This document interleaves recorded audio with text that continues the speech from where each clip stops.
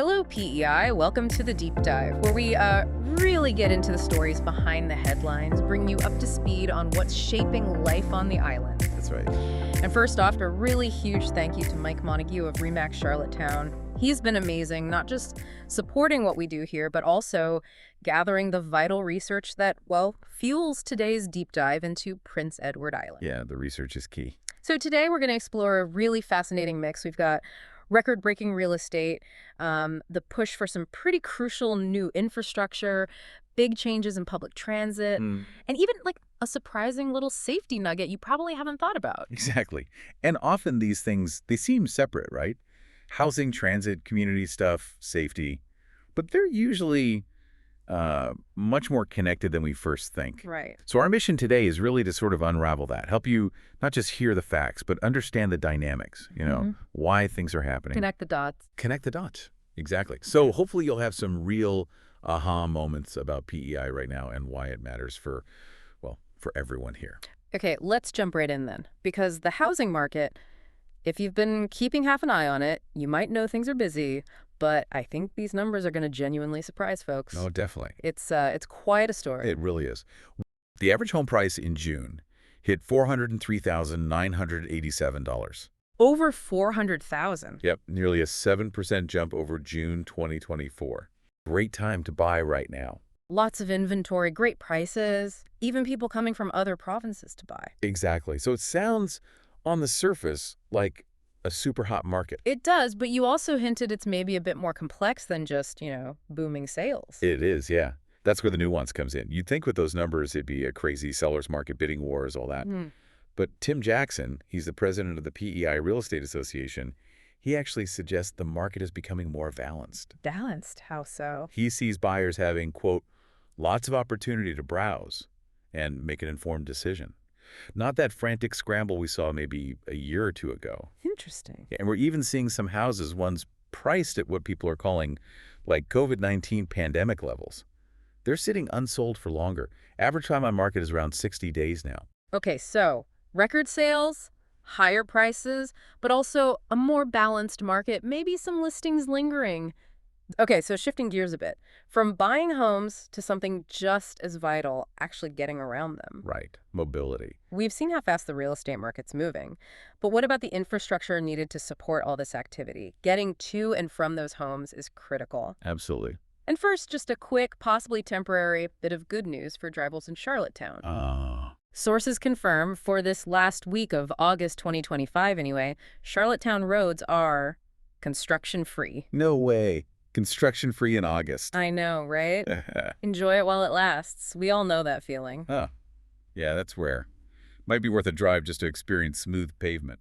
Totally. But as you hinted, that little break doesn't mean the bigger infrastructure talks are on hold. There's still discussion, maybe some frustration around certain projects. Like Spencer Drive. Well, the interesting bit now is the concern coming from developer Tim Banks, CEO of APM Group. Okay. He's pretty vocal, annoyed actually, that the city of Charlottetown isn't moving ahead with extending Spencer Drive this year. Right, the extension to connect with Mount Edward Road and Ash Drive. Exactly. It's been talked about for, 4 years now? 4 years, yeah. So why is Banks pushing for it so hard? What's the holdup? Well, Banks argues this project is about $3 million, would do two really important things. First, unlock more land for housing. Which connects right back to our first segment. Precisely. And second, maybe more immediately felt by people every day, it would significantly ease those traffic jams near Royalty Crossing and Canadian Tire. And Banks says he even gave the city a 20-meter strip of land for it, but they had to do a traffic study first. Yeah, and did they? They did. And he says the study, quote, clearly and unequivocally shows that it'll help the traffic bottlenecks. Yeah. So for him, it seems like a no-brainer. It sounds pretty beneficial on the surface, so what's the city saying? Why the delay? Well, the city's response, according to the sources, is a bit more nuanced. They say, yeah, millions were set aside in draft budgets before, but there wasn't like a formal decision to pull Spencer Drive funding specifically for that turf field Banks speculated about. Okay. Instead, they say the funding was removed because of uncertainty around whether the project would proceed this year. They're still working on design, cost sharing with partners, and they're waiting to hear about a federal funding application, the Canadian Housing Infrastructure Fund. So, not dead, but definitely in a holding pattern, a waiting game. Pretty much. And it kind of shows, doesn't it? Right. Even with clear demand and what looks like a good solution, getting infrastructure projects moving involves coordinating funding, politics. It can be really complex. Yeah, it sounds like a classic case of competing priorities, maybe some bureaucratic hurdles. But hey, while we're waiting on that road, there's actually some really positive immediate news about getting around, right? Yes. Much brighter news on the transit front. T3 Transit is making some moves. Big moves. They've just announced a pretty significant expansion of services. Charlottetown, Stratford, Cornwall, it launched this month, actually, August 25th. Okay, what kind of expansion are we talking? It's a 7.5% increase in system capacity overall. 7.5%. That sounds like a lot for a bus system. It is quite ambitious, especially considering their current fleet situation. Though the sources do mention plans for a renewed fleet are in the works. Good to hear.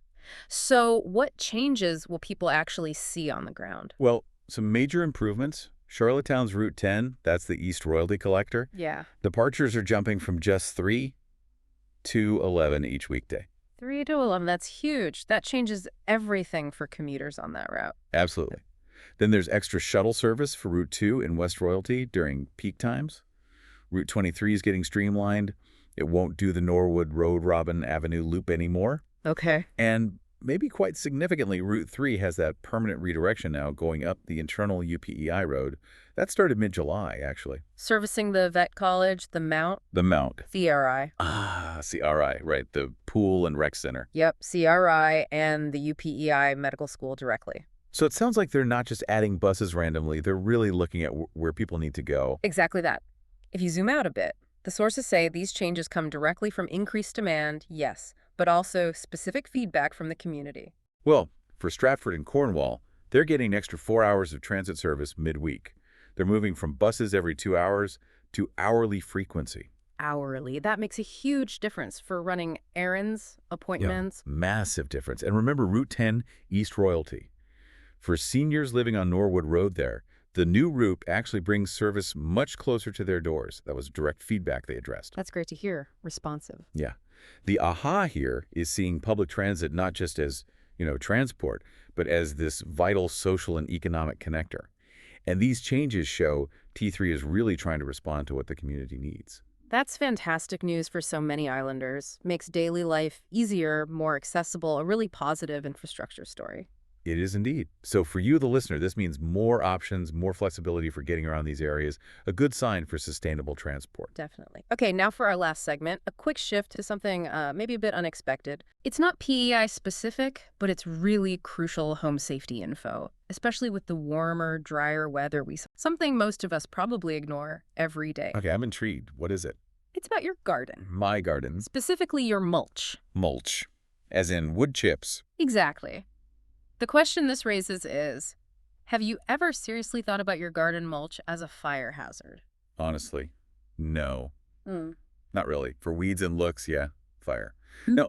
Well, what's surprising or maybe alarming is that organic mulch, wood bark, pine needles, shredded wood, it's actually highly combustible. Highly combustible? Yeah. We think of it as damp, good for the soil, but it can easily catch fire, a dropped cigarette, a spark from a barbecue, or even, and this is wild, under the right dry, hot conditions, spontaneous combustion. Spontaneous combustion from mulch. That's unsettling. It is. And once it starts, these fires spread incredibly fast to whatever's next, wood siding, vinyl siding. Yeah. Your house, basically, in minutes. Wow. Okay, so hot, dry weather really ramps up the risk then. Precisely. Drought conditions, heat waves, that seemingly harmless mulch becomes a real threat. The sources mention regulations, often saying keep it 18 inches from buildings, apply it thinly, like 3 inches max. So who actually measures that or even knows about it? Exactly. Most of us don't. The key insight here is that this everyday garden stuff is a common but often overlooked fire starter, potentially devastating. Right. So what can we do? What's the practical takeaway for listeners? For you, it's actually pretty straightforward. Consider using inorganic stuff like gravel, stone, rock, right up against your house foundation and siding. Okay, create a non-burnable zone. Exactly. And if you use organic mulch further out in the garden, keep it thin, keep it away from the house itself, and importantly, keep all mulch clear of debris like dry leaves or pine needles that can easily ignite. Makes sense. It's a small thing, easy to do, doesn't cost much, but it makes a huge difference in preventing a house fire. It's that surprising risk, but with this simple fix. That's genuinely useful advice, something I'll definitely be looking at differently in my own yard. Thanks for that. No problem. And just like that, that's a wrap on another deep dive. Wow, we covered a lot. We did. From PEI's booming but kind of complex real estate scene to the ins and outs of infrastructure like Spencer Drive and the great news about T3 transit making life easier. Yeah, the transit expansion is big. And even that vital tip about mulch fire safety. Hopefully you feel truly well informed. Yeah, it's all about providing those little nuggets, those insights that help you understand the world around you a bit better. Yes. Locally here on PEI and, well, even in your own backyard. Couldn't have said it better. And we absolutely want to once again send a huge thank you to Mike Montague, your Prince Edward Island realtor. Yes, thanks, Mike. For the fantastic research and for supporting this deep dive. It lets us bring these conversations to you. It really does. And if you enjoyed this deep dive, if you found it valuable, please take just a moment to subscribe, share it with a friend, give us a like. It genuinely helps us keep these talks going. Please do. It makes a difference. And as you head into your week, here's maybe a little something to mull over. Thinking about things like Spencer Drive or the transit expansion. What small-scale infrastructure change in your own community? Like maybe a new crosswalk, a bike lane, even just a bench in the right spot. What small thing do you think would make the biggest positive difference to daily life for you and your neighbors? Something to think about. Good question. Until next time.